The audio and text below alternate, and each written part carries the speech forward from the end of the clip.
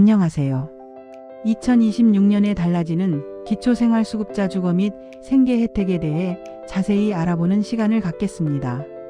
정부는 저소득층의 안정적인 생활을 지원하기 위해 매년 다양한 정책을 발표하고 있는데요. 2026년에는 특히 주거급여와 생계급여 부문에서 중요한 변화들이 예고되어 있어 많은 분들의 관심이 집중되고 있습니다. 오늘은 이 중요한 변화들이 여러분의 삶에 어떤 긍정적인 영향을 미치게 될지, 그리고 구체적으로 어떤 혜택들을 기대할 수 있는지 심층적으로 살펴보겠습니다. 지금부터 2026년 기초생활수급자 주거급여와 생계급여에 대한 모든 것을 자세히 파헤쳐 보겠습니다. 가장 먼저 기초생활수급자 제도의 근간이 되는 기준 중위소득의 인상 소식부터 전해드리겠습니다. 2026년 기준 중위소득은 4인 가구 기준으로 649만 4,738원으로 책정되었으며, 이는 2025년 대비 6.51% 인상된 수치로 역대 최대 인상폭을 기록했습니다. 이처럼 기준 중위소득이 크게 인상되면서 더 많은 분들이 기초생활수급자 혜택을 받을 수 있는 기회가 확대될 것으로 기대됩니다. 특히 1인 가구에 대한 지원 강화는 주목할 만한 부분입니다. 1인 가구 기준 중위소득은 256만 4,238원으로 2025년 대비 7.20% 인상되어 전체 가구 유형 중 가장 높은 인상률을 보였습니다. 이는 빠르게 증가하는 1인 가구의 특성을 반영하고 이들의 안정적인 생활을 적극적으로 지원하려는 정부의 의지가 담겨 있다고 해석할 수 있습니다. 기준 중위소득의 인상은 단순히 숫자의 변화를 넘어 실제 수급 범위의 확대와 급여액 인상으로 직결되기 때문에 기초생활수급을 준비하시거나 현재 수급 중인 분들에게 매우 중요한 소식이라 할 수 있습니다. 다음으로 급여별 선정 기준에 대해 자세히 살펴보겠습니다. 기초생활수급자 제도는 생계급여, 의료급여, 주거급여, 교육급여 등 다양한 형태로 구성되어 있으며, 각 급여는 기준 중위소득 대비 일정 비율을 기준으로 수급자를 선정합니다. 2026년에도 이 비율은 2025년과 동일하게 유지됩니다. 구체적으로 살펴보면 생계급여는 기준 중위소득의 32%, 의료급여는 40%, 주거급여는 48%, 그리고 교육급여는 50% 이하인 가구에게 지급됩니다. 앞서 말씀드린 1인 가구 기준 중위소득 256만 4,238원을 바탕으로 각 급여별 선정 기준 금액을 계산해보면 다음과 같습니다. 1인 가구의 경우 생계급여는 소득인 정액이 82만 556원 이하일 때, 의료급여는 102만 5,695원 이하일 때, 주거급여는 123만 834원 이하일 때, 그리고 교육급여는 128만 2,119원 이하일 때 수급 대상이 됩니다. 이러한 기준들은 여러분이 어떤 급여를 받을 수 있을지 판단하는 중요한 척도가 되므로 본인의 소득과 가구원 수에 맞춰 꼼꼼히 확인해 보시는 것이 좋습니다. 이처럼 명확한 선정 기준은 필요한 분들에게 정확하게 혜택이 돌아갈 수 있도록 하는 제도적 장치라고 할 수 있습니다. 이제 가장 많은 분들이 궁금해하실 생계급여에 대해 더 깊이 알아보겠습니다. 2026년 생계급여는 선정 기준이 곧 최저보장 수준으로 간주됩니다. 1인 가구 기준으로는 82만 556원으로 인상되며, 이는 2025년 대비 상당한 증가입니다. 4인 가구 기준으로 살펴보면 207만 8,316원으로 인상되어 가구원 수가 많은 가구의 생계 안정에도 기여할 것입니다. 특히 2026년부터는 청년층에 대한 지원이 한층 강화됩니다. 기존의 29세 이하로 제한되었던 근로소득 공제 대상이 34세 이하로 확대됩니다. 또한 추가 공제 금액이 40만원에서 60만원으로 인상되어 청년층이 경제활동을 통해 자립할 수 있는 기반을 더욱 튼튼하게 마련해 줄 것으로 기대됩니다. 이러한 제도 개선은 단순히 현금을 지급하는 것을 넘어 청년들이 스스로 자활할 수 있도록 동기를 부여하고 실질적인 도움을 제공하는 데 초점을 맞추고 있습니다. 2026년 기준 중위소득 인상과 이러한 제도 개선의 시너지 효과로 인해 약 4만 명가량이 새롭게 생계급여 수급자로 편입될 수 있을 것으로 예상됩니다. 이는 생계급여의 사각지대를 줄이고 더 많은 저소득층이 안정적인 삶을 영위할 수 있도록 돕는 매우 긍정적인 변화입니다. 다음으로 주거 안정을 위한 핵심 지원책인 주거급여에 대해 자세히 알아보겠습니다. 주거급여는 생계급여와 더불어 기초생활수급자의 주거비 부담을 덜어주는 중요한 현금 지원 급여입니다. 2026년 주거급여는 소득인 정액이 주거급여 선정기준 이하인 가구에 지급됩니다. 1인 가구 기준으로는 소득인 정액이 약 123만 834원 이하일 때 주거급여를 받을 수 있습니다. 주거급여의 실제 지급액은 단순히 소득 기준을 충족하는 것 외에도 여러 요소를 고려하여 산정됩니다.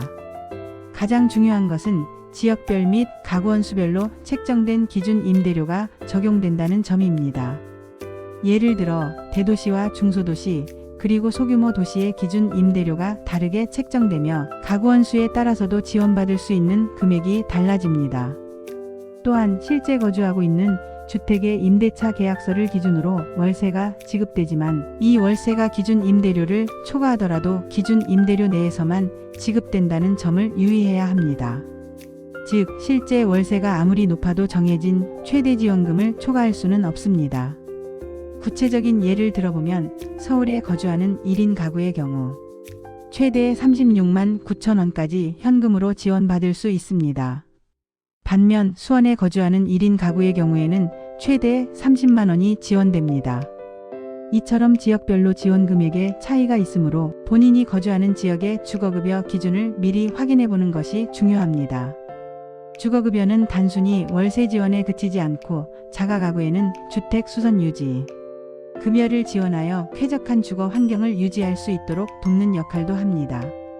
따라서 주거 불안정을 겪고 계신 많은 분들에게 실질적인 도움이 될 것입니다. 이어서 의료급여에 대한 소식입니다. 2026년 의료급여는 기존과 동일하게 급여, 대상 항목에 대한 의료비 중 수급자 본인 부담 금액을 제외한 전액을 지원합니다. 이는 질병으로 인한 경제적 부담을 최소화하여 기초생활수급자들이 건강한 삶을 유지할 수 있도록 돕는 핵심적인 제도입니다. 하지만 한 가지 유의할 점이 있습니다. 연간 365회를 초과하는 외래 진료에 대해서는 본인 부담률 30%가 적용됩니다. 이는 과도한 의료 쇼핑을 방지하고 꼭 필요한 의료 서비스를 이용하도록 유도하기 위한 정책으로 보입니다. 그럼에도 불구하고 대부분의 필수적인 의료 서비스에 대한 본인 부담금을 면제해주는 의료급여는 저소득층에게 매우 중요한 사회 안전망 역할을 톡톡히 하고 있습니다. 질병으로 인해 치료를 포기하는 일이 없도록 의료급여 제도를 적극적으로 활용하는 것이 중요합니다. 다음으로 기초생활수급자분들의 자립을 돕기 위한 자동차 재산기준 완화 소식입니다. 2026년부터 생업용 자동차는 재산가액 산정에서 제외되는 혜택이 확대됩니다. 현재는 생업용 자동차의 재산가액을 50%만 산정하지만 앞으로는 아예 재산가액에서 제외될 예정입니다. 또한 생업용 승용차의 기준은 1600cc 미만에서 2000cc 미만으로 완화됩니다. 이는 생계를 위해 자동차가 필수적인 저소득층의 부담을 크게 덜어주고 자활을 위한 경제활동을 적극적으로 지원하겠다는 정부의 의지를 보여주는 대목입니다. 이 외에도 다양한 변경 사항들이 예고되어 있습니다.